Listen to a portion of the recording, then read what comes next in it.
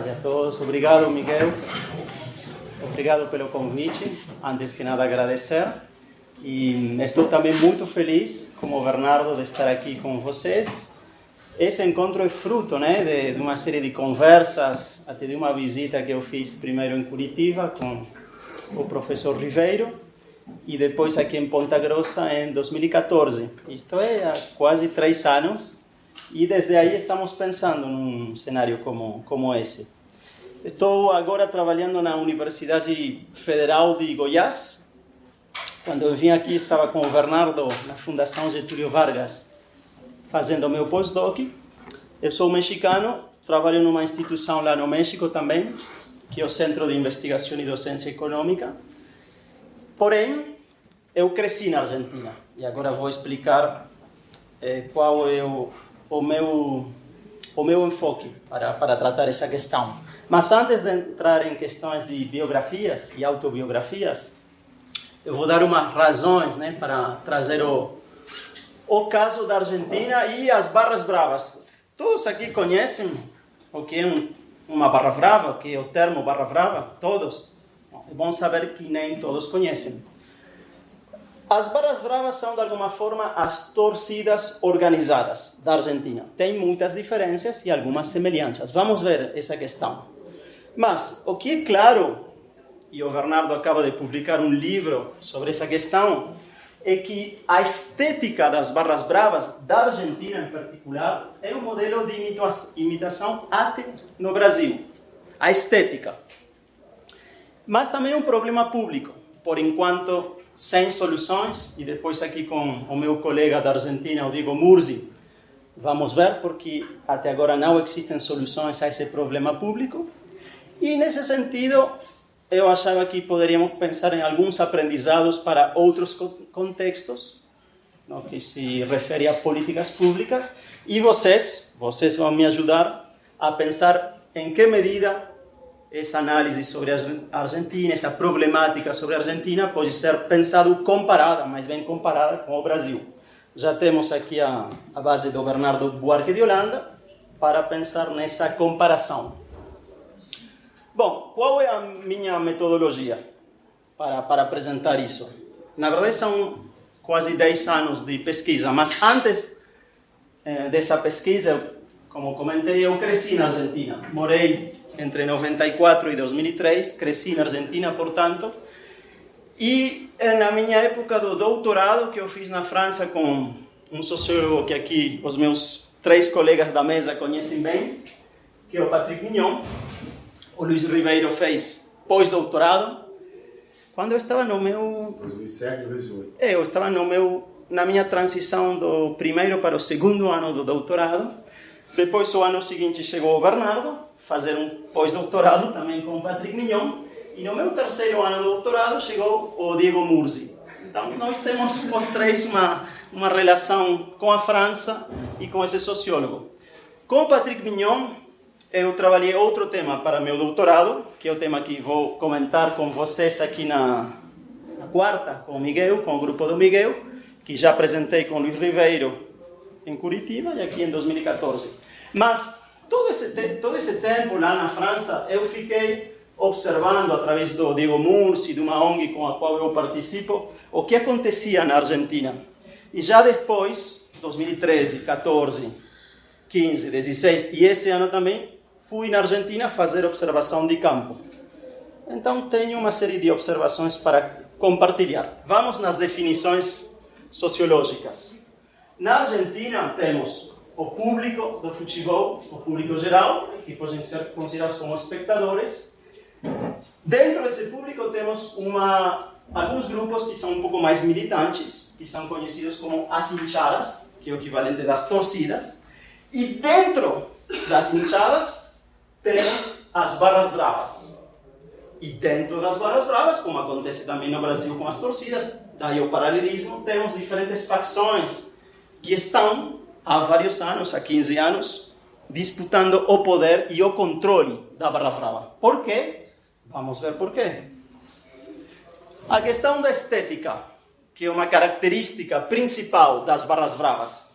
Vocês podem ver aqui a torcida do Newell's Old Boys de Rosário, Isso aqui é a hinchada. Tudo isso aqui é a hinchada do Newell's Old Boys, que é um público mais militante, que fica cantando o jogo todo.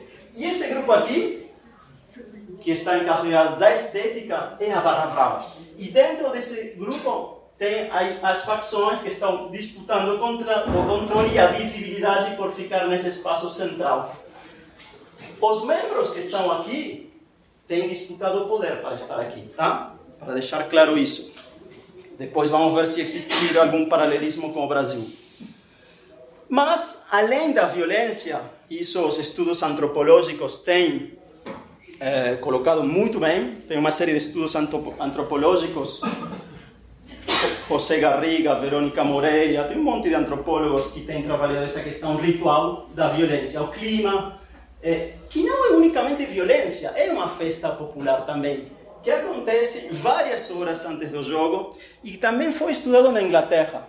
Quando eles começaram a estudar a questão dos hooligans nos anos 60 e 80, também vários antropólogos identificaram que os hooligans eram uma mistura entre festa e violência, mas os elementos rituais estão aí presentes. E na Argentina são uma das principais características do clima do futebol. Então, como é que podemos resumir essa cultura das torcidas, das hinchadas na Argentina? Um clima de fervor, característico, reconhecido na América Latina toda, inclusive pelos agentes que hoje lucram de alguma forma com esse ambiente. Temos uma alta fidelidade aos times e temos uma característica que o primeiro antropólogo que identificou isso, um dos pais fundadores da antropologia do esporte na Argentina, identificou que a exposição do corpo. Aqueles caras que estão nas torcidas têm esse elemento, eles vão expor o corpo no combate, na festa, na briga, etc. Temos um livro excelente que descreve essa cultura, que é Crônicas del Aguante. Aguante é essa cultura. Na Argentina conhece-se essa cultura como a cultura do aguante, tá? Um termo bem nativo. O Alabarse se escreveu um livro em 2014 e depois continuou em 2006 o José Garriga, que é o orientador do Diego Murcia, que é o meu colega, e fez um trabalho interessantíssimo com uma hinchada, a hinchada do clube de Huracán, que alguns daqui devem conhecer, têm participado das Copas Libertadores. E agora, um pouco mais recentemente, com o Diego, temos identificado que existe todo um mercado, toda uma economia da violência. Depois vamos entrar aí, nessas questões da violência e do mercado, da oferta e da demanda da violência. Porque existe uma oferta e uma demanda. Como é que se traduz o aguante através das brigas e da visibilidade das brigas? Aqui temos uma foto da torcida do San Lorenzo enfrentando a polícia. Essa é a máxima expressão do aguante. Fazer frente à polícia. Isso que traz mais reputação para os grupos. Aqueles grupos que são capazes de fazer frente à polícia têm mais reputação. Ganham pontos. Entre eles, né? Nesse combate simbólico. E físico também, lógico. Bom, um pouco a história da violência e suas figuras socioantropológicas. Uma vez mais, temos que dar crédito aos pioneiros, e os pioneiros são o Eduardo Arquette, antropólogo, e o sociólogo Amílcar Romero, que escreveram um artigo incrível, para mim o melhor artigo escrito sobre a violência no futebol argentino, publicado em inglês, com um sociólogo clássico também, que é o Richard Giulianotti, um livro em 94. Aí, na história das mortes, eles descrevem 4 casos. Uma morte que tem a ver com um torcedor inocente, produto da repressão da polícia, no estádio do Vélez Sarsfield. Uma morte já produto das brigas entre torcedores, só que aqui temos uma vítima, que é o Héctor Soto, que foi assassinado pela Barra Brava do Huracán, pelos simples fatos de estar num lugar onde ele não tinha que estar e comemorar um gol do time dele, que era o Racing Club de Avellaneda. Já depois temos um outro caso de figura durante a ditadura, onde a polícia, por questões políticas, assassina através de disparos, uns torcedores do Huracán. E essa figura, que é a figura que ficou no imaginário da violência, que, por exemplo, nesse caso, em 83, se dá uma briga entre torcedores organizados do Quilmes e de Boca, que produz 2 mortes. Mas o que é interessante aqui é ver que existem diferentes figuras da violência. E agora vamos entrar em algumas pesquisas um pouco mais recentes. As mortes. As mortes são um problema histórico no futebol da Argentina. Temos até hoje umas 400 mortes. Temos registro de 320, mas são muito mais que 320. Nós temos um banco de dados, depois vamos comentar esse banco de dados com a ONG Salvemos al Fútbol. As primeiras mortes identificadas aparecem nos anos 20. E nós o que fizemos na ONG foi continuar um banco de dados que foi criado pelo Amílcar Romero. Agora estamos analisando esses dados. Por exemplo, na análise das mortes e nas tendências. Aqui podemos ver diferentes tendências históricas, desde os anos 70 até os anos 2010, mais ou menos. Temos os dados atualizados, de qualquer jeito. Vocês podem ver que a repressão da polícia é uma constante que produz mortes. Vocês podem ver aqui uma figura que é a morte entre torcidas rivais. Até os anos 90 era a principal tendência. Alguma coisa aconteceu que começou essa tendência a diminuir, a cair fortemente, nos últimos anos. Depois começou de novo a subir, mas nunca nos níveis dos anos 90. E essa figura, que é a mais impressionante, vocês podem ver que nos anos 60 não existia esse problema. Começou nos anos meados dos 80 e a partir do início do novo século aumentou consideravelmente. Essa tendência é a morte entre brigas dentro de uma mesma torcida. Vocês podem ver que é a principal causa nos últimos anos de morte. Está claríssimo com os dados. Não sei se vocês tiverem alguma dúvida, mas eu acho que está muito claro aí na tabela, né? Agora, vamos ver quais têm sido as respostas de políticas públicas diante desse cenário. De alguma forma, como o Bernardo colocou para o caso do Brasil, a resposta das autoridades públicas tem sido o confronto com os torcedores. Na Argentina está claro. E existe um paradigma de segurança. Vocês não precisam lembrar das leis, nem eu lembro das leis. Mas eu só vou mostrar que esse paradigma de segurança foi se reforçando desde a década dos anos 80 até hoje, até esse ano, o ano passado. O que tem envolvido? Penalizações progressivas estipuladas pela lei, controle dos estádios, uma série de leis, todas para reforçar e para colocar a figura da Barra Brava como único ator responsável pela violência. Direito de admissão, proibição. Existiu um projeto de criar um Conselho Nacional para a Prevenção, mas foi dissolvido na prática. A única iniciativa até agora que pensava um pouco a prevenção foi dissolvida na prática. Nos últimos 16 anos, instalação de câmaras de segurança, controles dos níveis de alcoolemia, espectadores sentados, que não funcionou nunca na Argentina, e mais leis, eu insisto, nem eu lembro das leis, só para mostrar que existem diferentes resoluções, leis, que todas elas vão reforçar esse paradigma, tá? Aqui estou dando um panorama, não precisamos entrar nos detalhes, mas vocês têm a referência se quiserem aprofundar nas questões da lei. Uma questão interessante na Argentina, essa imagem que vocês podem ver, é uma resposta de política pública. O que envolve? Públicos completamente separados. Isso aí é o Estádio Único da cidade de La Plata. e eles criaram, a polícia ou as autoridades criaram uns espaços vazios.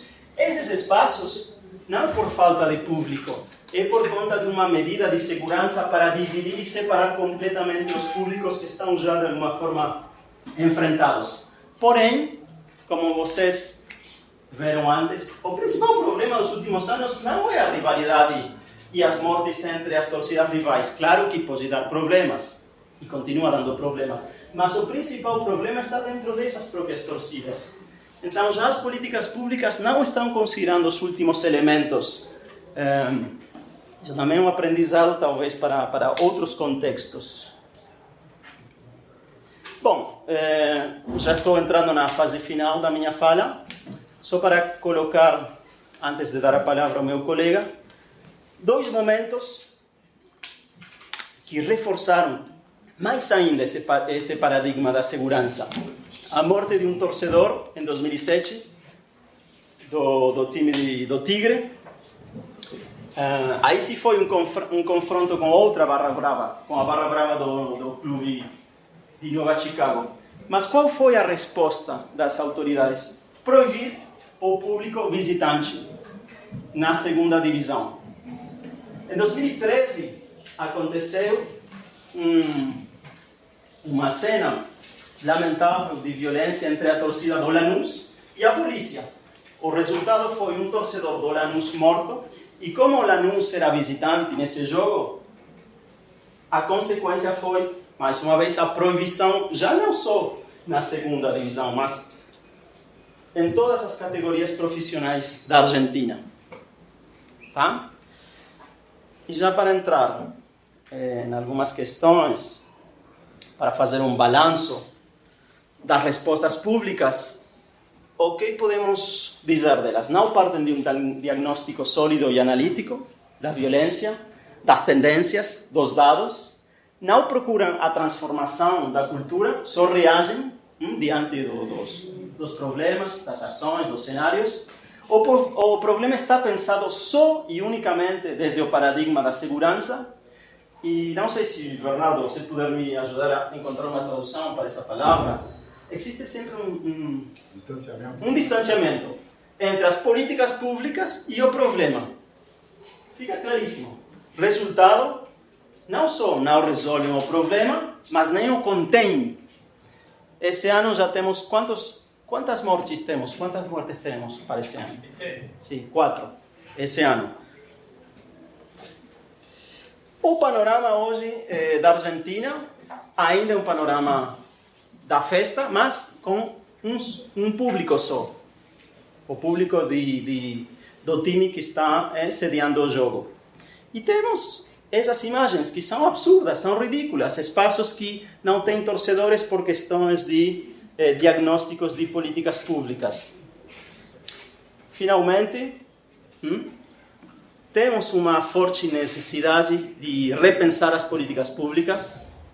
Não temos nenhum compromisso, a diferença do Ministério aqui do Esporte, que o Bernardo estava comentando, com o caso brasileiro, que existe um diálogo, pelo menos, com as torcidas organizadas. Na Argentina não temos compromisso nenhum concreto com as Barras Bravas. Temos sim negociações da polícia nos esquemas de segurança. Temos negociações e a polícia tem interesse para gerar essas negociações, mas não temos um marco de negociações e de diálogo oficial, pelo menos não temos. Temos um caso muito polêmico, onde o governo argentino apoiou as lideranças das Barras Bravas para apoiar a seleção da Argentina e viajar para a Copa do Mundo de 2010. Foi muito polêmico, muito criticado, e aí eles pararam com isso, porque eles repararam que toda a tentativa de dialogar ou de criar um diálogo com as Barras Bravas iria ser penalizado na mídia. Então, o discurso mediático é um problema, porque o discurso mediático impede qualquer diálogo com esse outro difuso, criminoso que são as torcidas, esse universo. Não vou dizer que não tem criminosos nas torcidas, porque claro que tem. Mas o discurso mediático cria esse cenário, esse pânico moral, de esse outro que é um criminoso, que não tem nem direito a existir, porém existe e está aí nas arquibancadas. Bem, vou deixar umas referências aqui com o Diego estamos estudando diferentes modelos, alguns europeus, outros latino-americanos. Estamos escrevendo o caso da Argentina para a publicação que o Miguel está coordenando.